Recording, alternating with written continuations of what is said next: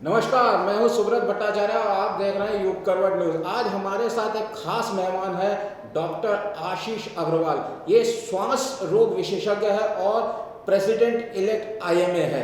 इनसे जानेंगे कि आखिर कोरोना में इतनी परेशानी, कोरोना से निपटने में इतनी परेशानी क्यों हो रही है और कोरोना के क्या क्या और घातक परिणाम आ सकते हैं। साथ में हमारे साथ है पंकज शर्मा जी, समाज सेवी है, और इनसे जानेंगे कि क्या सरकार ने लॉकडाउन को अनलॉक करने में कोई जल्दीबाजी तो नहीं की। साथ ही हमारे प्रधान संपादक सलामत मियाँ जी, जो पहले कहा था कि अगले चरण में शायद धार्मिक स्थल खोले जा सकते हैं, और सरकार ने घोषणा कर दी है कि 8 जून के बाद धार्मिक स्थल खोले जाएंगे। क्या सर आपके भविष्यवाणी लगभग सही है?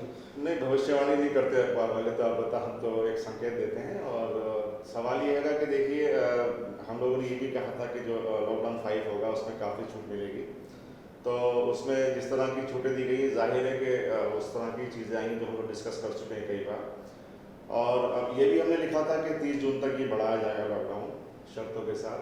तो उस तमाम चीज़ें जो हैं चल रही हैं। और मैं अपना युग करवट की ओर से आईएमए प्रेसिडेंट हैं डॉक्टर आशीष अग्रवाल जी, उनका बहुत बहुत स्वागत करूँगा आज हमारे स्टूडियो में आए हैं।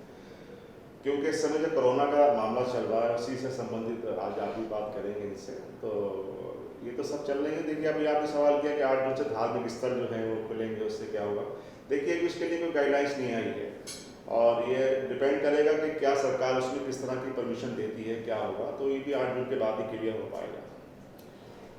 एक सवाल डॉक्टर आशीष अग्रवाल से, अमूमन ये देखा जाता है कि जो खांसी, हल्के हल्के बुखार, ये सभी के घर में अमूमन रहता है। तो कैसे इसको देखें कि भाई कोरोना हो सकता है, कैसे इसका हम आकलन कर सकते हैं? बहुत अच्छा सवाल है। पहले तो सबसे पहले मैं अपनी तरफ से सभी को नमस्कार करता हूं, और मैं एक छोटा सा मैसेज आपके सवाल के पहले देना चाहता हूं कि इस कोरोना महामारी से बिल्कुल भी घबराने की ज़रूरत नहीं है। अपने अंदर एक पॉजिटिव एनर्जी बना के रखिए, और अगर पॉजिटिव एनर्जी होगी, आपकी सोच पॉजिटिव होगी, तो आप पॉजिटिव एनर्जी को रेडिएट करेंगे और चारों तरफ माहौल भी अच्छा रहेगा।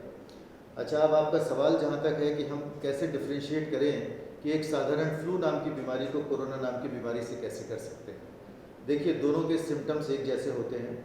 कभी कभी ये बहुत मुश्किल हो जाता है डॉक्टर के लिए भी कि साधारण फ्लू है या कोरोना है। ये तो टेस्ट के बाद ही डिसाइड होता है कि जिसका टेस्ट पॉजिटिव है वो कोरोना है, जिसका टेस्ट पॉजिटिव नहीं है वो फ्लू के फेवर में जाता है। मगर कुछ लक्षण होते हैं, जैसे कि किसी पेशेंट की बाहरी यात्रा की हिस्ट्री है, वो बाहर से लौटा है, या किसी कोरोना पेशेंट के कांटेक्ट में वो आया है, उस कांटेक्ट में आने के बाद उसको खांसी हो रहा है, बुखार हो रहा है, और कुछ दिन बाद उसको सांस फूलना शुरू हो जाता है, तो ये इशारा कर सकता है कि हाँ, इनको कोरोना हो सकता है। तो ये ज़रूरी है हिस्ट्री लेना, डॉक्टर को भी और आसपास के लोगों को भी, कि जो पेशेंट है उसकी पुरानी क्या हिस्ट्री है, कोई बाहरी विदेश यात्रा तो नहीं है, किसी ऐसे एरिया से तो नहीं है जहाँ की ये बीमारी फैली हुई है, या किसी के कांटेक्ट में तो नहीं आया है। डॉक्टर साहब, ये तो हमें इस तरह जानकारी है, ये सब हम लोग। मेरा आशीष जी आपसे सवाल ये है कि जिस तरह का अब माहौल चल रहा है, 30 और 40 पेशेंट पे हमने लॉकडाउन कर दिया गया था। अब जो है 2 लाख के आसपास संख्या बढ़ रही है। तो क्या ऐसे में जो छूट दी गई है, तो ये कितना खतरनाक हो सकता है लोगों के लिए, ये हम जानना चाहेंगे आपसे। अब क्या, अब क्योंकि ये छूट दे दी गई है, लोग बाहर आ गए, तो कितना प्रभावित करेगा कोरोना, ये बताइए। जी, बिल्कुल जायज़ सवाल है आपका। देखिए, ऐसा है, छूट देने तो ज़रूरी है, क्योंकि हमें अपना इकोनॉमी को भी देखना है और बीमारी से भी लड़ना है। छूट देना तो ज़रूरी है, क्योंकि हर समय लॉकडाउन में नहीं रहा जा सकता, ये बात संभव है। दूसरी चीज़, कोरोना बीमारी के जो 80% पेशेंट होते हैं वो एसिम्प्टोमेटिक होते हैं, जिनमें कि कोई भी सिम्टम नहीं होता और वो अपने आप ठीक हो जाते हैं। 10 से 15% पेशेंट ऐसे होते हैं जिनको कि छोटे मोटे इलाज की ज़रूरत पड़ती है, कोई एंटीबायोटिक का ज़रूरत पड़ती है, वो लेते हैं और वे ठीक हो जाते हैं। 5% पेशेंट ऐसे होते हैं जिनको कि हॉस्पिटल में जाने की ज़रूरत होती है, और उन 5% में सिर्फ 2% ऐसे होते हैं जिनको वेंटिलेटर की ज़रूरत होती है और मोर्टेलिटी के चांस होते हैं। तो पहले तो आप ये दिमाग में बिठाइए कि सिर्फ 2 से 3% इसकी मोर्टेलिटी है, जो और बीमारियों के मुकाबले में कहीं कम है। इवन जो हार्ट की बीमारियां हैं, तो ये क्या एक हवा था लोगों का, बीमारी थी, वो नहीं थी, इतना फैला दिया गया कि हवा फैलाया गया। मैं उसका भी जवाब आपको देता हूँ। हवा फैलना बिल्कुल जायज़ था, क्योंकि ये बीमारी बहुत इन्फेक्शियस है, तेज़ी से एक से दूसरे पे फैलती है। अभी तक आपने देखा होगा कि कोई बीमारी ड्रॉपलेट इन्फेक्शन, कि कोई खांस दिया एक से दूसरे को हो गई, मगर ये बीमारी छूने से भी हो सकती है। अच्छा। कोई कोरोना पेशेंट आपके कांटेक्ट में आया, आपने उसको छुआ, उससे ज़्यादा देर तक आप उसके संपर्क में रहे, तो ये बीमारी तब भी हो सकती है। इसमें जो इसकी इन्फेक्टिविटी है वो बहुत ज़्यादा है।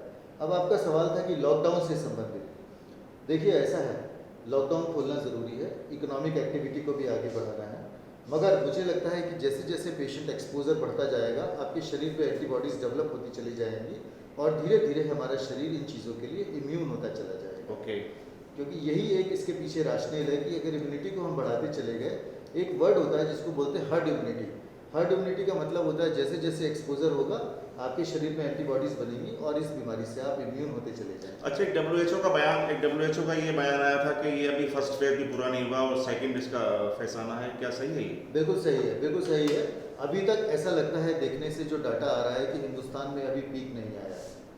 हमें लगता है कि पीक जल्दी ही आने वाला है, क्योंकि किसी भी बीमारी का पहले पीक आता है, फिर वो स्टेशनरी होती है और फिर उसका डिक्लाइन फेज शुरू होता है।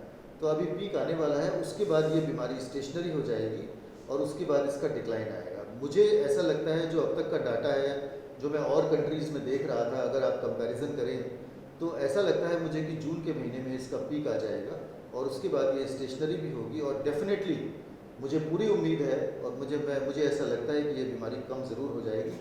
जितनी तेज़ी से आई है उतनी तेज़ी से चलेगी। भारत में तो रिकवरी रेट भी अच्छा है इसका और बहुत देशों के अच्छा मुकाबले। है। भारत में रिकवरी रेट और देशों के मुकाबले में अगर आप यूएस और यूरोप से कंपैरिजन करेंगे तो बहुत अच्छा है।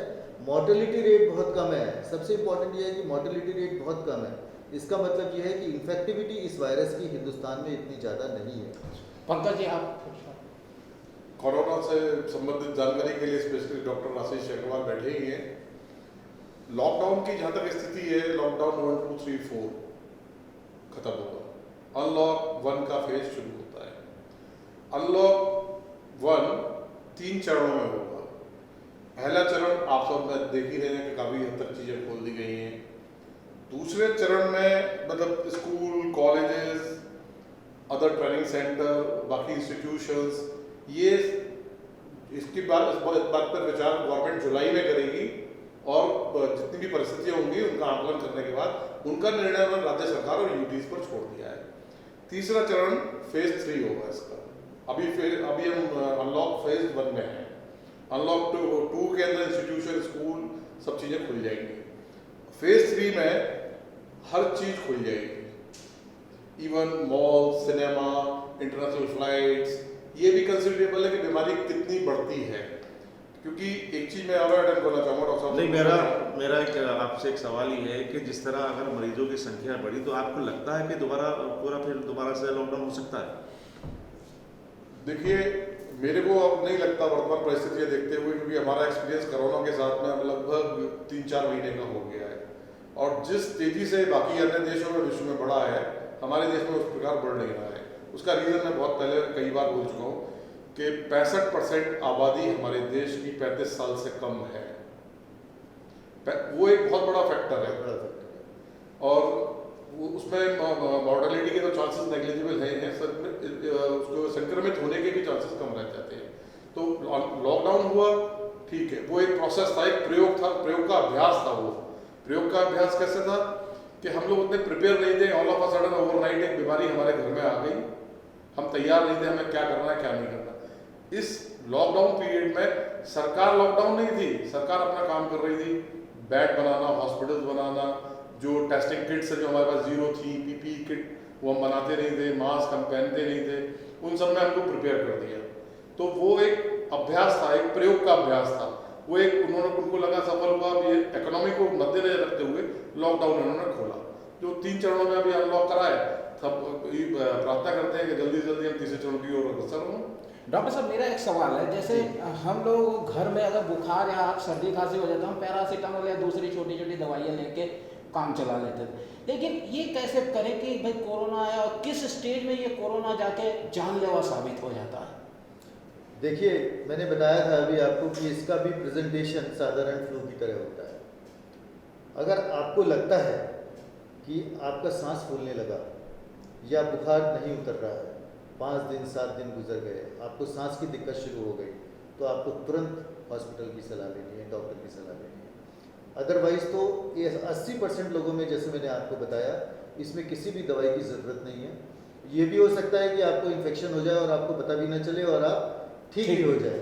इसका कारण जब भी पंकज शर्मा जी ने बताया कि भाई हमारे देश में जो यंग पॉपुलेशन है वो सबसे ज़्यादा है और यंग पॉपुलेशन में शरीर का इम्यूनिटी ज़्यादा होता है। ऐसा देखा गया है कि इसमें मोर्टेलिटी कहाँ ज़्यादा होती है? मोर्टेलिटी ओल्ड एज में जो 60-65 ईयर्स के ऊपर के लोग हैं उनके मोर्टेलिटी के चांसेस ज़्यादा हैं, या कोमॉर्बिडिटी। कोमॉर्बिडिटी का मतलब है साथ में कोई और बीमारी, जैसे शुगर है, ब्लड प्रेशर है, हार्ट की बीमारी है, कैंसर है। अगर उन लोगों को ये बीमारी हो जाती है क्योंकि शरीर पहले से वीक है, इम्यून सिस्टम कमज़ोर है, तो मोर्टेलिटी की संभावना बहुत ज़्यादा है।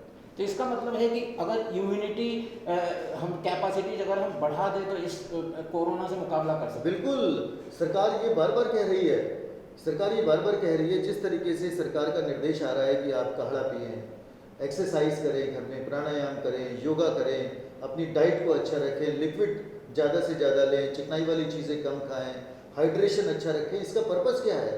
इसका पर्पज़ ही ये है कि हम अपनी बॉडी की इम्यूनिटी को बढ़ाएं किसी भी तरीके से, क्योंकि अगर इम्यूनिटी बढ़ेगी तो वायरस अपने आप जाएगा।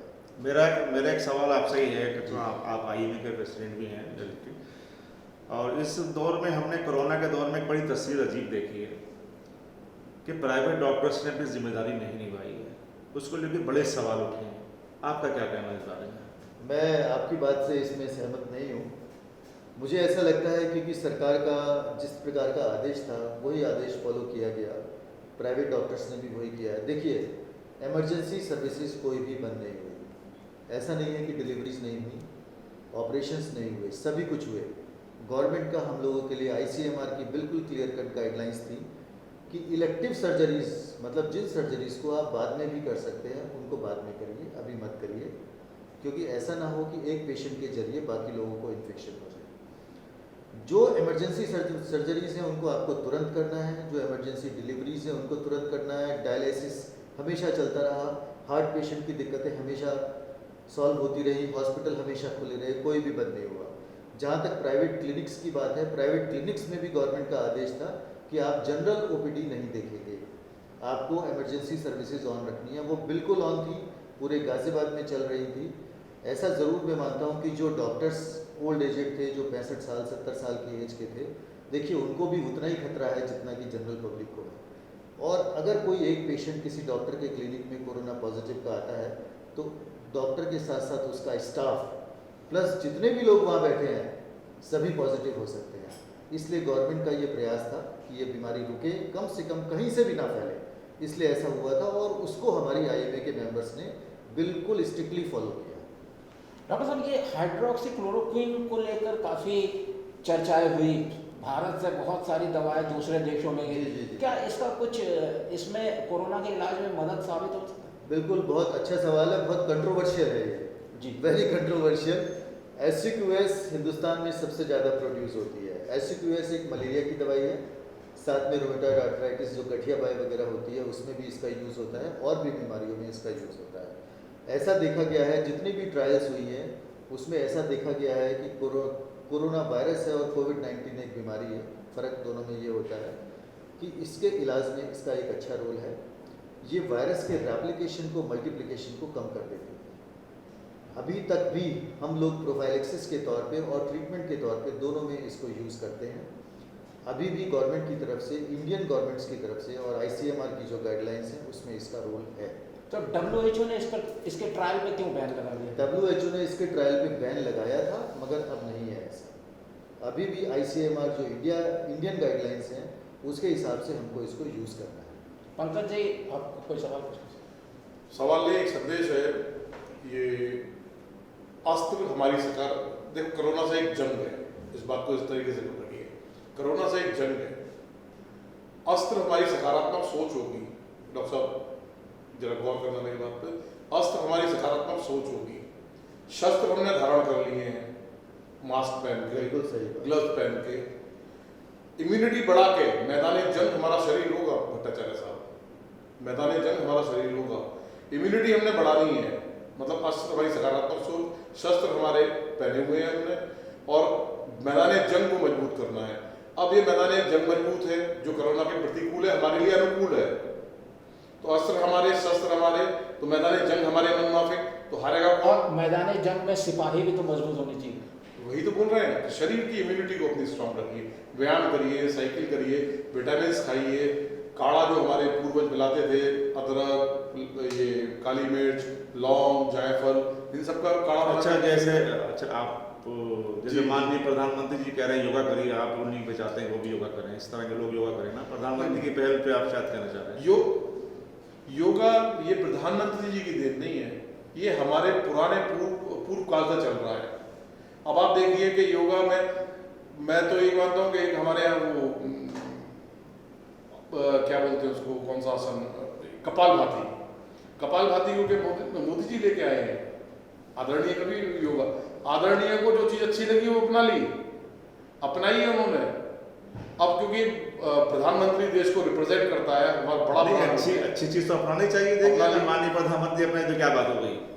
नहीं, मैं उसको गलत नहीं कह रहा, पर ये अगर आप ये कहते हैं कि योगा मोदी जी की देन है, तो यहाँ आप गलत कहते हैं। नहीं देखिए देन की वाली बात नहीं है, लेकिन देखिए जिस तरह से पूरे विश्व ने माना योगा को हमारे, वो माननीय प्रधानमंत्री जी की वजह से माना है। आदिकाल से आप अब यूएस के अंदर देखिएगा तो आचार्य रजीश क्या करवाते थे वहाँ। नहीं देखिए पूरे विश्व ने महेश- 21 जून को मनाया पूरे विश्व ने, तो वो माननीय प्रधानमंत्री के पहल पे मनाया ना, इस बात को आप क्यों इनकार कर रहे हैं। अब अगर कोरोना में हम नंबर 1 आ रहे हैं, तो उस दिवस को आप काला दिवस मनाएंगे, आप पूरा विश्व को बनाएंगे। नहीं वो सवाल नहीं है मेरा, सवाल है उसका जवाब दीजिए मैं आप। इसमें कुछ प्रकाश डालना जी, चाहता हूँ जी। योगा के ऊपर। देखिए बात दोनों की बिल्कुल सही है। मोदी जी योगा नहीं लाए, योगा तो बहुत पुराने संस्कार है हमारे, एक पुरानी जी, I know, पुरानी I नीति know, है I know, हमारे I know. देश की। मैं आपको एज ए मेडिकल प्रोफेशन की तरह से बताता हूँ। मैं पल्मोनोलॉजिस्ट हूँ, सांस का स्पेशलिस्ट हूँ। जब मैं एमडी कर रहा था, अब से 20 साल पहले, तब भी प्राणायाम योगा की विधि को हम लोग अपने पेशेंट में यूज़ करते थे। वो किसने सिखाया हमें? हमारे टीचर्स ने, जो हमसे 20 साल पहले से यूज़ करते आ रहे होंगे। आज भी आईसीयू में जब पेशेंट ठीक होने लगते हैं, रिकवर हो जाते हैं, वेंटिलेटर से आउट होते हैं, तो हम उनको सबसे पहले ब्रीदिंग एक्सरसाइजेज ही सिखाते हैं। वो ब्रीदिंग एक्सरसाइज क्या है? वो भी तो योगा का एक रूप है।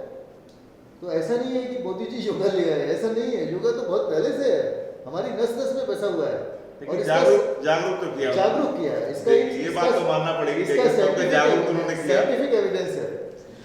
डॉक्टर साहब, ये पंकज शर्मा जी ने आयुर्वेद के बारे में बताया।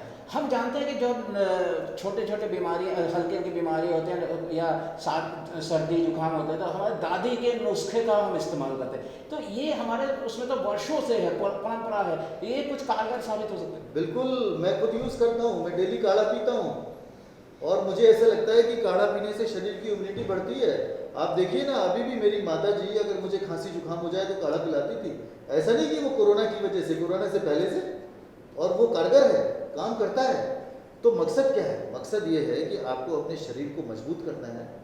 इन वायरस जितनी भी वायरल डिसीजेज हैं या और जो बीमारियां हैं, उनसे आपको बचना है। तो अगर आपका शरीर मजबूत हो गया तो आपको नहीं बचेगा। और ये कोरोना के कितने तरह के और भी इलाज हो सकते हैं क्या? और भी तरीके, इसके अलावा भी और भी तरीके के इलाज? बहुत अच्छा सवाल है। देखिए, अभी तक कोरोना का कोई कन्फर्म इलाज नहीं है। पहली चीज़ तो बिल्कुल आप ये जान लीजिए। इनफैक्ट जितनी भी वायरस से बीमारियां होती हैं, उनका किसी का भी कन्फर्म इलाज नहीं है।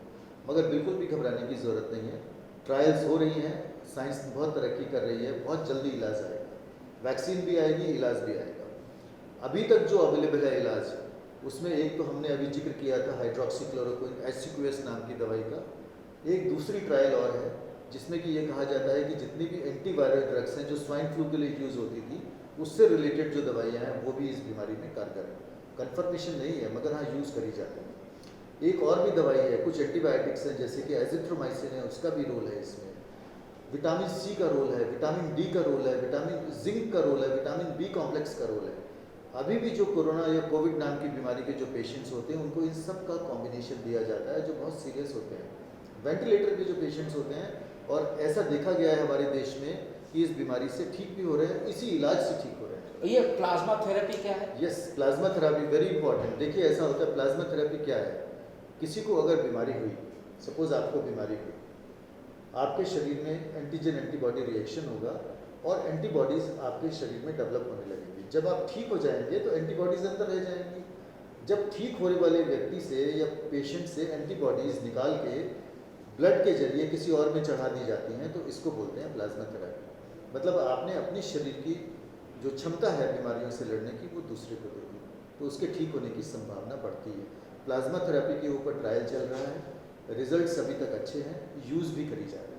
अच्छा, ये कोरोना के वैक्सीन बनाने पे कई देशों पे रिसर्च चल रहा है, क्या लगता है कब तक इसका वैक्सीन आ सकता है और कब तक ये महामारी इस दुनिया से जा सकती है? बिल्कुल बिल्कुल अच्छा सवाल है आपका। देखिए, बीमारी बिल्कुल नई है, किसी भी देश को नहीं पता था कि वो इस बीमारी से जूझेगा। सभी देश, बड़े बड़े जितने भी देश हैं, यूरोपियन कंट्रीज़ हैं, अमेरिका, इवन इंडिया भी, बहुत सारी कंपनीज वैक्सीन बनाने में लगी हुई हैं। मगर इतना मान के चलिए, वैक्सीन को बनाना इतना आसान नहीं होता है, टाइम लगता है। मुझे ऐसा लगता है कि अभी भी 4-5 महीने का वक्त लगेगा वैक्सीन को आने में। क्या रिजल्ट होंगे क्या नहीं, फेज़ 3 ट्रायल्स अभी चल रही हैं, कम से कम 4 से 5 महीने का भी वक्त है। तो आपने सुना, कम से कम 4-5 महीने का वक्त है वैक्सीन आने में, और जब तक ये वैक्सीन नहीं आ जाता है तब तक इस महामारी पर रोक लगाना शायद संभव नहीं है। सुब्रत भट्टाचार्य, युग करवट न्यूज़ के लिए।